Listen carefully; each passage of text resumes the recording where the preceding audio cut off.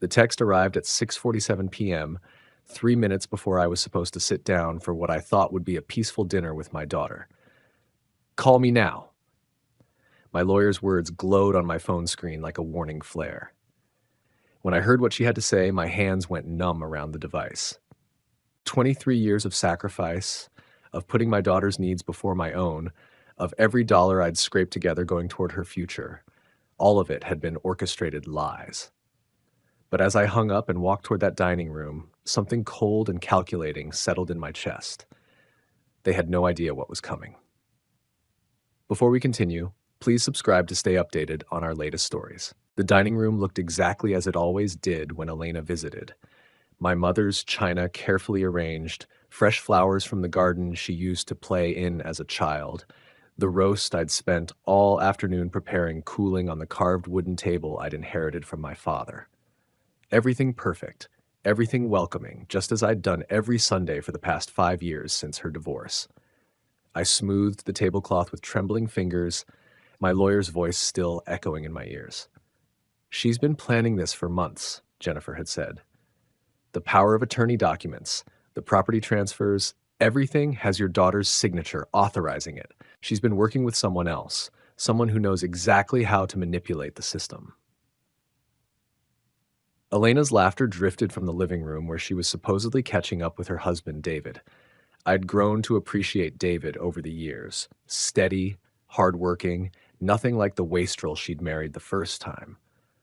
But now I wondered what conversations had been happening in my absence, what plans had been whispered over the very meals I'd lovingly prepared. My phone buzzed again. Another text from Jennifer. The bank statements show withdrawals dating back 8 months. They've been systematic. 8 months. I pressed my palm against the mahogany sideboard, feeling the familiar grain beneath my fingers. 8 months ago was when Alina had insisted I needed help managing my finances, when she'd convinced me that at 72, I shouldn't be handling everything alone. You're not getting any younger, Dad, she'd said with that concerned smile I'd trusted implicitly. Let me take some of the burden off your shoulders. The burden, my life's work, the investments I'd carefully tended, the rental properties I'd acquired one by one through decades of careful saving, all of it had become a burden in her eyes. Or perhaps, I was beginning to realize, an opportunity. Dad? Elena appeared in the doorway, her auburn hair catching the warm light from the chandelier. She looked so much like her mother had at that age, and for a moment, I felt that familiar surge of paternal pride. Then I remembered Jennifer's words. They've already moved $40,000 from your savings account. Coming, sweetheart, I managed, my voice steady despite the storm building inside me. Just making sure everything's ready. She smiled. That same bright smile she'd given me when she was 7 and had broken my favorite watch, when she was 16 and had crashed my car, when she was 25 and had needed money for her first house down payment. Always so confident that forgiveness would come, that love would cover the damage. As I followed her toward the living room, I caught my reflection in the hallway mirror.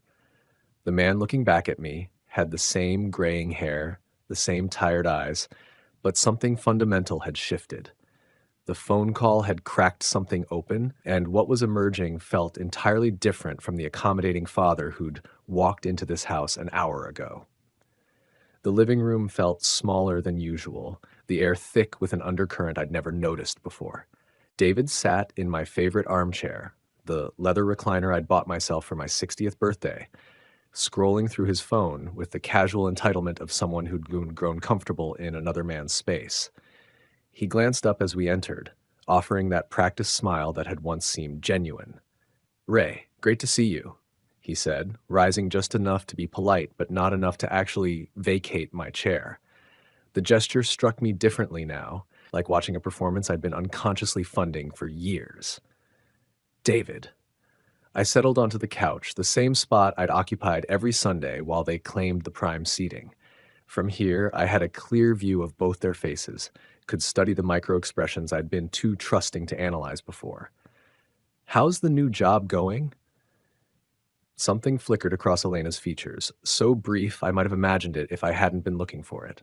"Oh, you know Dad, same old corporate grind, but David's been handling some side consulting work. Haven't you, honey?" David's fingers tightened almost imperceptibly around his phone. Just some financial planning for friends, nothing major. Financial planning. I felt that cold calculation from the hallway settle deeper into my chest, like ice forming in still water. That's interesting. I didn't know you had experience in that area. Well, I've picked up a few things over the years, he said with a modest shrug that felt rehearsed, especially dealing with older clients who need help organizing their affairs. Older clients. The phrase hung in the air like smoke from a gun I was just beginning to see. I let the silence stretch, watching as David's casual confidence began to show hairline cracks. Elena filled the void with nervous chatter about her work, but I barely heard her words. Instead, I was remembering the documents Jennifer had described. Power of attorney forms with David's business address listed as the contact, bank account changes that had required notarized signatures I couldn't remember giving.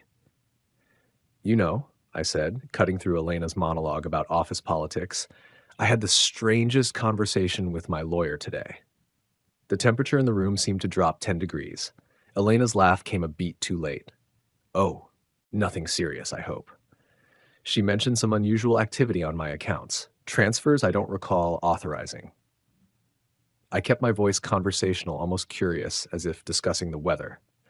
But I was watching David now, noting how his thumb had stopped scrolling, how his shoulders had gone rigid. Apparently, there's been quite a bit of movement over the past 8 months. Dad, you know how these banks are, Elena said quickly. They're always sending those notifications about routine transfers and account maintenance. Remember how confused you were about that investment rollover? Confused. The word landed like a slap, but I absorbed it without flinching. How many times had they used that word to describe me lately?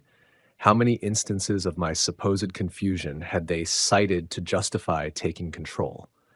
The thing is, I continued, my voice still maddeningly calm, Jennifer seemed to think these weren't routine at all. She seemed to think someone had been quite systematic about it, professional even. David finally spoke, and his voice carried a tremor that satisfied something cold and patient inside me. Richard, maybe we should sit down and go through everything together. Sometimes these financial firms make errors. Oh, we will. The promise in my voice was soft as silk and sharp as winter. We absolutely will sit down and go through everything. Jennifer is preparing a complete audit trail.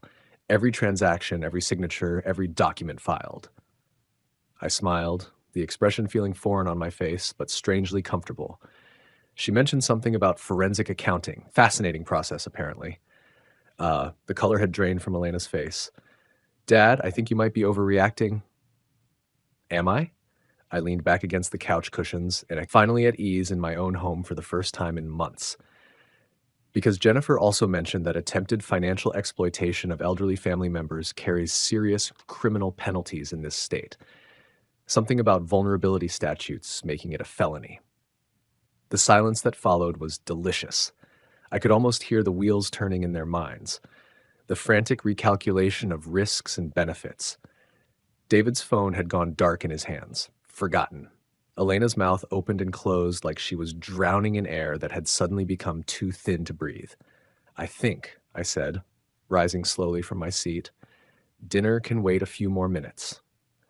Why don't we all sit down at that dining room table, and you can help me understand exactly what kind of help you've been providing with my finances. As I walked toward the dining room, I felt their eyes boring into my back, felt the shift in the house's atmosphere like a barometric pressure drop before a storm. The accommodating father was gone, dissolved like sugar in the acid of betrayal. What remained was something harder, something that had been forged in the crucible of broken trust and sharpened by the knowledge that love, apparently, had limits. But strategy? Strategy was limitless. The dining room had transformed into something resembling a courtroom, the warm, familial atmosphere evaporating like steam from cooling coffee. Elena and David sat across from me at the mahogany table that had once hosted birthday celebrations and holiday feasts, their faces pale in the chandelier's unforgiving light. The roast sat between us, forgotten, growing cold like the affection I'd once felt so certain of. Dad, I think there's been some kind of misunderstanding, Elena began, her voice taking on that patronizing tone I'd heard her use with difficult clients at her marketing firm. You've been so stressed lately, and I know managing everything can be overwhelming. Overwhelming. I repeated the word slowly, tasting its implications. Is that what we're calling it now? David leaned forward, assuming the role of reasonable mediator. Ray, what Elena means is that we've only been trying to help. You signed those papers yourself, remember? You said you wanted us to handle the day-to-day financial stuff so you could focus on enjoying your retirement. The memory they referenced was real, but filtered through their retelling, it became something distorted, convenient. I could see them now as if through clear water instead of the muddy emotions that had clouded my judgment for months. The concerned expressions, the gentle insistence that I was forgetting things, the subtle suggestions that managing my own affairs was becoming too much for me. I remember signing papers, I said carefully, but I don't remember authorizing the liquidation of my municipal bond portfolio or the transfer of the rental property deeds to a trust I've never heard of. Elena's jaw tightened almost imperceptibly. Those were smart financial moves, Dad. David researched everything thoroughly. That trust protects your assets from potential medical expenses down the road. Medical expenses I don't have for conditions I don't possess. I felt something sharp and clean cutting through the fog of doubt they'd been weaving around me for months. And the $40,000 that's gone missing from my checking account, was that protecting me too? Missing is a strong word, David interjected, his consultant's polish beginning to crack. Those funds were moved to a higher yield savings account. I can show you the paperwork. I'm sure you can, just like you can show me the power of attorney documents that somehow give you authority over accounts you're not even listed on. I reached into my jacket pocket and withdrew my phone, placing it deliberately on the table between us. Jennifer is very thorough. She's already contacted the bank, the investment firm, and the county recorder's office. The silence that followed was thick with recalculation. I could almost hear the whispered conversations that must have taken place in my absence, the careful planning that had gone into this systematic stripping away of everything I'd built. But now they were improvising, and improvisation revealed character in ways that careful preparation never could. You're acting paranoid, Dad, Elena said, and there it was, the word I'd been waiting for. This behavior isn't like you. Maybe we should schedule an appointment with Dr. Morrison, have him run some tests. Ah, the sound escaped me like a laugh that had gone cold. There it is, the dementia card. How long have you two been building that narrative? David's face had gone ashen. No one's talking about dementia, Ray. We're talking about normal age-related changes in judgment. Changes that conveniently require you to take control of my assets? I stood slowly, feeling every one of my 72 years in my bones, but also feeling something else, a clarity I hadn't experienced in months. Tell me, David, what's your cut? 10%? 20%? Or did Elena promise you something more substantial for playing the concerned son-in-law? Dad, stop. Elena's voice cracked like ice under pressure. You're talking about your own daughter, about your family. Family, the word that had been my weakness, my blind spot, the lever they'd used to move everything I'd built. But now it sounded different in the air between us, hollow and manipulative. My family wouldn't steal from me, I said quietly. My family wouldn't gaslight me into thinking I was losing my mind to justify robbing me blind. The masks were slipping now, and what lay beneath was uglier than I'd allowed myself to imagine. Elena's composure finally cracked, and when it did, the sound was like ice breaking on a frozen lake. Her perfect mask, the one that had fooled me for so many months, slipped away to reveal something raw and desperate underneath. Her hands trembled as she gripped the edge of the table, knuckles white against the dark wood. Fine. You want to know the truth, Dad? Her voice pitched higher, taking on a shrill quality I'd never heard before. The chandelier light caught the tears forming in her eyes, but they weren't tears of remorse. They were tears of fury, of a cornered animal realizing the trap was closing. The truth is that you've been making terrible financial decisions for years. That investment in your brother's restaurant? Completely worthless, $30,000 down the drain because you couldn't say no to family. Each word hit me like a physical blow, but what struck deeper was the contempt in her voice. Pure, undiluted disdain for the generosity she'd once claimed to admire. I felt my chest tighten. Not from any medical condition, but from the realization that my daughter saw my compassion as weakness, my love as stupidity. The money you lent to the Hendersons when they were facing foreclosure, she continued, her voice gaining momentum like a runaway train. They haven't made a payment in 6 months, and you just smile and nod like some senile old fool whenever they make excuses. They're good for it, you say. They just need time. Someone had to step in before you gave away everything you'd worked for to every sob story that knocked on your door. The words senile old fool hung in the air like a slap across my face. I could feel something fracturing inside me, not breaking, but transforming, like coal under pressure becoming diamond. When I spoke, my voice was quieter than before, but it carried a weight that made both of them flinch. So you decided to steal it instead. The accusation landed like a physical blow. Elena's face went through a spectrum of emotions, shock, anger, and then something that looked almost like relief, as if she were glad the pretense was finally over. We didn't steal anything. David's voice exploded across the room, his careful consultant's facade crumbling like a house of cards. His face had turned an alarming shade of red, veins bulging at his temples as he leaned forward in his chair. The transformation was startling. The mild-mannered son-in-law I'd grown to trust was gone, replaced by something predatory and desperate. We invested it properly. We protected it from your bleeding heart and your terrible judgment. Spittle flew from his lips as he spoke, his hands gesturing wildly. Do you have any idea what your portfolio looked like before I restructured it? Your so-called financial advisor, that incompetent fool Peterson, had you in municipal bonds yielding 2% while inflation was eating away at your principal like termites in wood. The trust we established will save you thousands in estate taxes when you die. The casual way he said, when you die, sent ice water through my veins. Not if, when. As though my death was not a natural inevitability, but a scheduled event on their calendar. Estate taxes, I repeated, my voice dropping to barely above a whisper. The quiet seemed to amplify rather than diminish the menace in my tone. How remarkably thoughtful of you to plan for my death so meticulously. Tell me, what's the timeline on that particular event?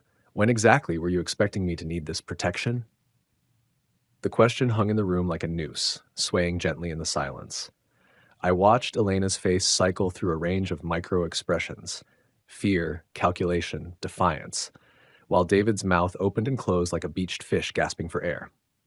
Elena's face flushed crimson, the color spreading down her neck like spilled wine. God, listen to yourself. Do you hear how paranoid you sound? But even as she tried to project indignation, I could see the panic in her eyes. The way her pupils had dilated, the fine tremor in her voice that spoke of barely controlled terror. We're trying to preserve your legacy, and you're acting like we're plotting your murder. The words hung between us like a challenge, daring me to voice the unthinkable. So I did. Are you? The question came out softer than I'd intended, but it detonated in the room like a bomb. The very air seemed to thicken, pressing against my lungs, making each breath a conscious effort. I could hear the tick of the grandfather clock in the hallway, the distant hum of the refrigerator, the soft whistle of wind through the weather stripping. Sounds that had been masked by conversation now stood out in sharp relief against the crushing silence. Because according to Jennifer, I continued, my voice steady despite the earthquake happening in my chest, someone's been paying premiums on a life insurance policy I don't remember signing for. $500,000, with you two as the sole beneficiaries. David's transformation was instantaneous and complete. The blood drained from his face so quickly I thought he might collapse, leaving his skin the color of old parchment. His carefully styled hair seemed to deflate, and his shoulders sagged as though an invisible weight had settled on them. His hands began to shake. Not a subtle tremor, but a full, visible quaking that he couldn't hide no matter how he tried to still them against the table. Elena's reaction was even more telling. Her mouth fell open in a perfect O of shock, and she made a sound, not quite a gasp, not quite a cry, that seemed to come from somewhere deep and primal. For a moment, she looked exactly like she had at 7 years old, and I'd caught her with chocolate smeared across her face, standing next to the empty candy dish, the same wide-eyed expression of someone caught in an undeniable lie. The truth was a living thing in the room now, filling every corner, making the air thick and hard to breathe. I could smell it, the acrid scent of fear sweat, the metallic tang of adrenaline, the sour odor of guilt finally exposed to daylight. That, that was just financial planning, David stammered, his voice cracking like an adolescent boy's. His carefully maintained professional demeanor had evaporated completely, leaving behind something small and desperate. Insurance is part of any comprehensive estate strategy. I was protecting Elena's future, making sure she'd be taken care of if something happened to you. If something happened to me, I repeated, savoring each syllable like fine wine. The phrase tasted different now, loaded with implications that chilled my blood. How remarkably considerate. And the increased dosage on my blood pressure medication that you suggested I discuss with Dr. Morrison? Was that part of the comprehensive strategy too? The color that had drained from David's face rushed back all at once, turning him brick red from his collar to his hairline. Elena shot to her feet so fast her chair scraped against the hardwood floor with a shriek that made us all flinch. The sound seemed to galvanize her, and when she spoke, her voice carried the desperate fury of a trapped animal.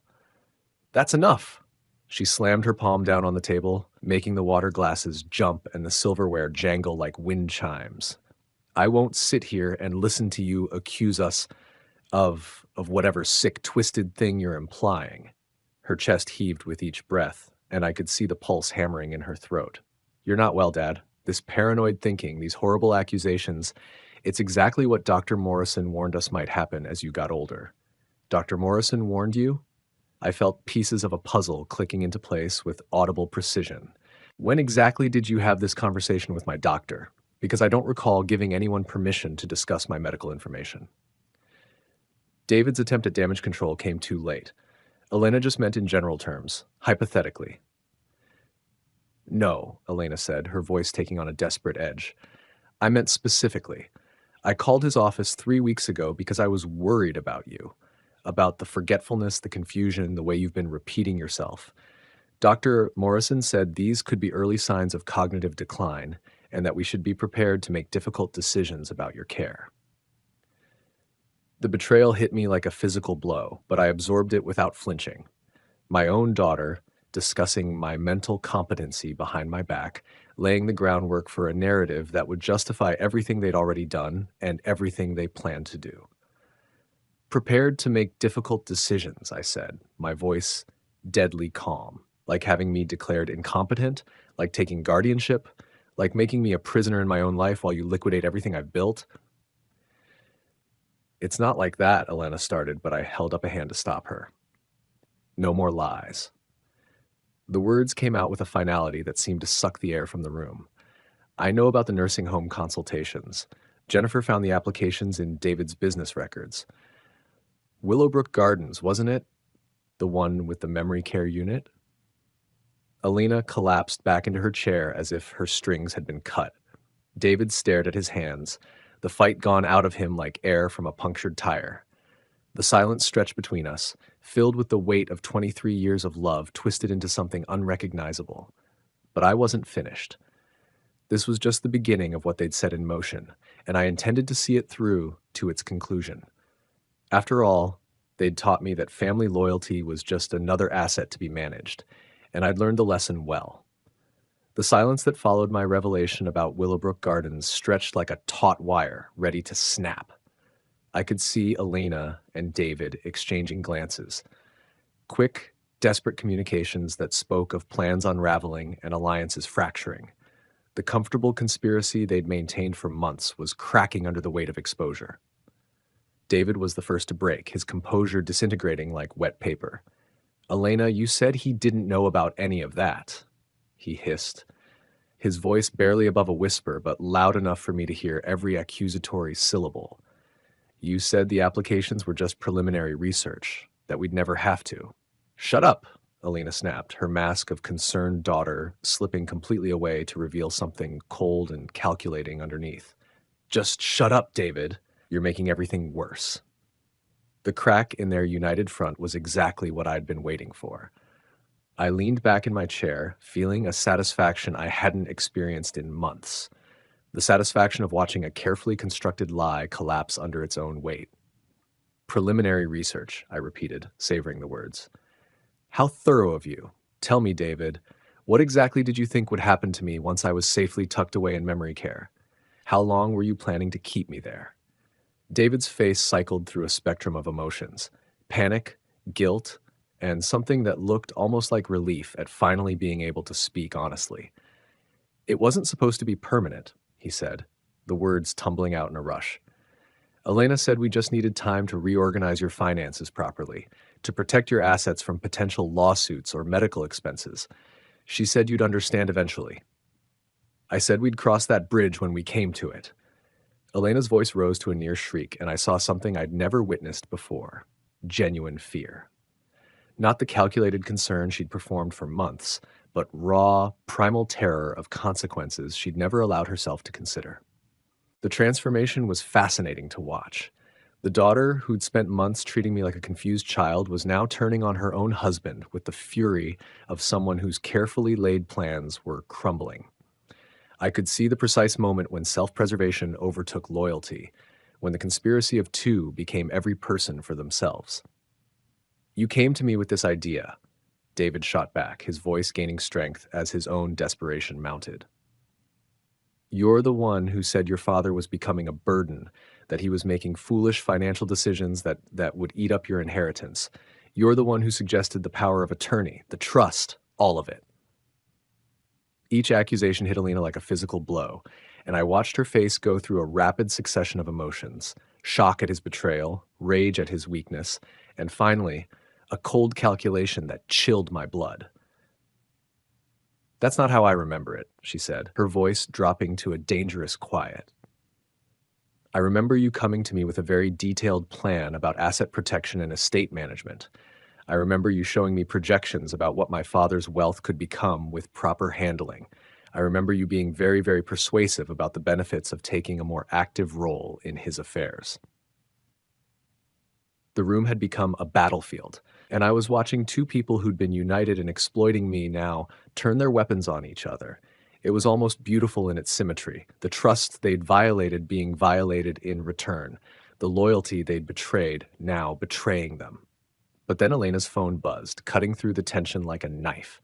She glanced at the screen, and I watched her face go completely white. "What is it?" David demanded. But Alina was already standing, her hands shaking as she stared at the device. "It's my mother-in-law," she whispered, and for the first time all evening she sounded like the daughter I remembered, young, frightened, and completely out of her depth. "She says there are police officers at our house. They want to speak with David about financial fraud allegations." The bottom dropped out of David's world so completely that I almost felt sorry for him. Almost. He made a sound like a wounded animal, his face crumpling as the full weight of his situation crashed down on him. "Police?" he gasped. "Elena, you said your lawyer friend assured you that what we were doing was perfectly legal, that power of attorney gave us the authority." "Jennifer isn't my lawyer friend," I said quietly, and both of them turned to stare at me as if they'd forgotten I was there. "Jennifer Harrison is one of the most respected criminal defense attorneys in the state. She also happens to be married to Detective Lieutenant Harrison of the Financial Crimes Unit." The silence that followed was absolute. I could hear the grandfather clock ticking in the hallway, could hear the distant sound of traffic on the street outside, could hear the soft whistle of wind through the trees. But in the dining room, it was as if the world had stopped breathing. Elena sank back into her chair, her phone falling from nerveless fingers to clatter on the hardwood floor. David stared at me with the expression of a man who just realized he'd been playing chess with a grandmaster while thinking it was checkers. "You knew," Elena whispered. "You knew all along." I smiled, the first genuine smile I'd felt in months. "No, sweetheart. I suspected for weeks, but I only knew for certain when Jennifer called me 3 hours ago. You see, she's been building a case against financial exploitation rings targeting elderly victims. When I brought her my concerns about some unusual account activity, she discovered something very interesting." I paused, letting the weight of revelation settle over them like a shroud. "David, You've been running this same scheme on 3 other families over the past 2 years. Did you really think no one would eventually connect the dots? The revelation about David's other victims hung in the air like a death sentence. I watched my daughter's face cycle through disbelief, horror, and finally a desperate kind of calculation as she tried to find a way out of the trap that was closing around them. That's impossible, Elena whispered, but her voice lacked conviction. She turned to David with wild eyes, searching his face for some sign that I was lying, that this was just another paranoid delusion from her supposedly declining father. David, tell him that's not true. Tell him you've never. But David's silence was answer enough. His shoulders had sagged completely, and he sat staring at his hands like a man watching his own execution. When he finally spoke, his voice was barely audible. "The Weatherbys lost their farmland," he said, the words falling like stones into still water. 80 acres that had been in their family for 4 generations, and Mrs. Chen, she was so confused about why her savings account was empty when her son came to visit from Seattle. Elena recoiled as if he'd slapped her.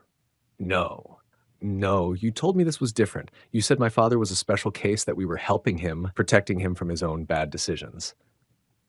I told you what you wanted to hear, David said, and there was something almost like relief in his confession.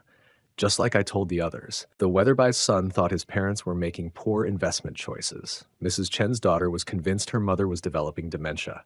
It's always the same story, Elena. Families who think they know better, who are willing to believe their loved ones are incompetent if it means they can justify taking control. The words hit Alina like physical blows, and I watched 23 years of self-justification crumble before my eyes. This was the moment I'd been building toward, not just the exposure of their crimes, but the complete destruction of the narrative they'd used to convince themselves they were the heroes of this story. But my father really was making bad decisions, Elena said desperately, grasping for some thread of righteousness to hold on to. The restaurant investment, the money he lent to friends, all of it. Generosity isn't incompetence, I said quietly, and my voice carried a weight that seemed to press down on the room like a physical force. Compassion isn't dementia, and choosing to help people instead of hoarding wealth isn't a symptom of decline. It's a choice you decided I wasn't competent to make. Elena's face crumpled, and for a moment I saw the little girl she used to be, the one who would cry when she accidentally stepped on a bug, who would give away her Halloween candy to kids who didn't have costumes. But that moment passed quickly, replaced by something harder and more desperate. You don't understand the pressure we were under, she said, her voice taking on a pleading quality. David's business was struggling. We had the mortgage to think about, college funds for the kids we might have someday. You have more money than you could ever spend, just sitting there while we're trying to build a life. So you decided to build that life with my assets, I finished for her. Without my knowledge, without my consent, while actively working to have me declared mentally incompetent so you could continue stealing without interference. The word stealing landed like a hammer blow. Elena flinched as if I'd struck her, and when she looked at me, there was something broken in her eyes, the look of someone whose self-image had been shattered beyond repair. I never meant for it to go this far, she whispered. It started so small, just helping you with some paperwork, making sure you weren't being taken advantage of by scammers or con artists. But then David showed me how much money you were losing to bad investments and loans that would never be repaid, and I thought maybe we could do better. And when did helping become stealing? I asked. When did protecting become plotting? When did love become avarice? Elena had no answer, and David seemed to have retreated so far into himself that he might as well have vanished entirely. The silence stretched between us, heavy with the weight of broken trust and shattered relationships. My phone buzzed, and I glanced at the message from Jennifer. Officers are at their residence. David's other victims have been contacted. Full investigation underway. How are you holding up? I looked up to find both of them watching me with the desperate hope of drowning people reaching for a life preserver. But I was no longer the accommodating father who would sacrifice everything to keep his family happy. That man had died somewhere between the lawyer's phone call and this moment of complete revelation. "The police will want to interview you both," I said, my voice steady and clinical. "Jennifer has advised me that cooperation might be looked upon favorably by the prosecutor, but that's your decision to make."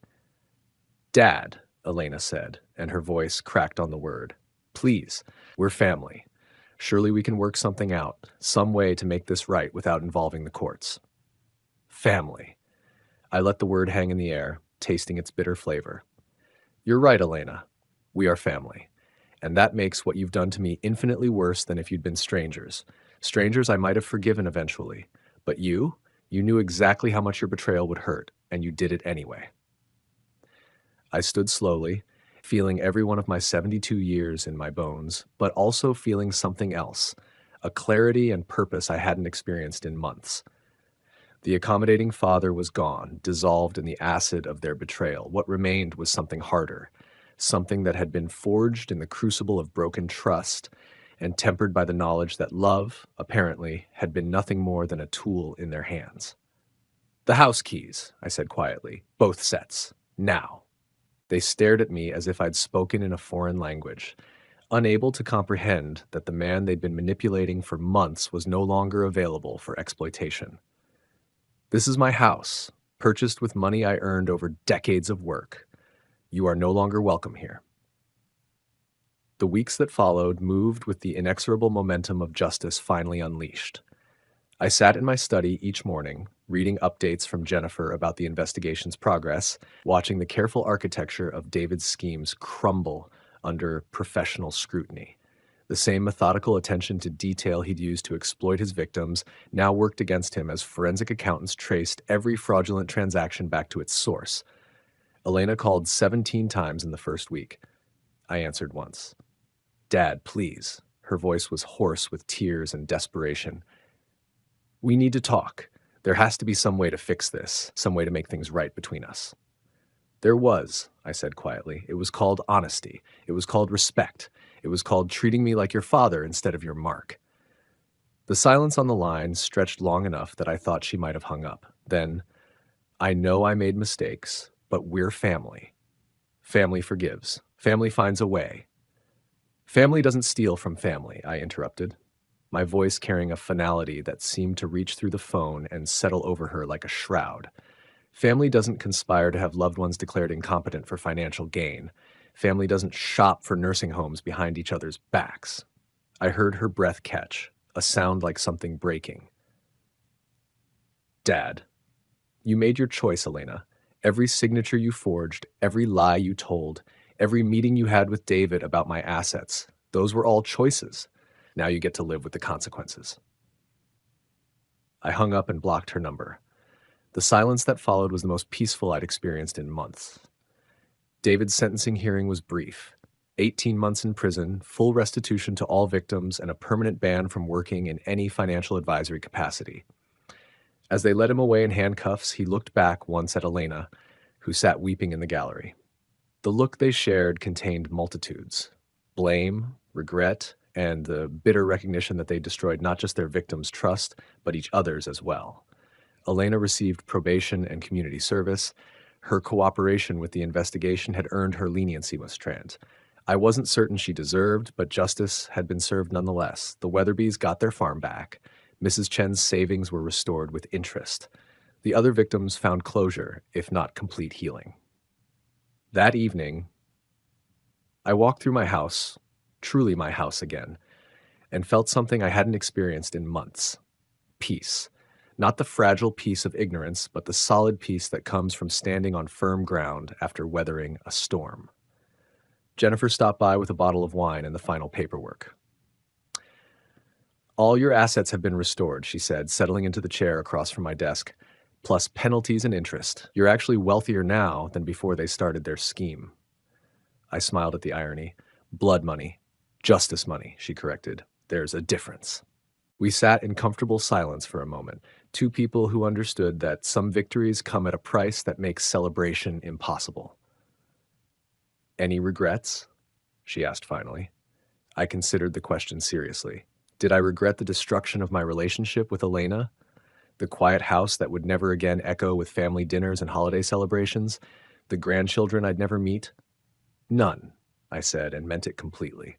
She taught me something valuable, that love without respect is just another form of control, that trust must be earned continuously, even from family. And sometimes the most loving thing you can do is refuse to enable someone's transformation into a person they'll eventually despise.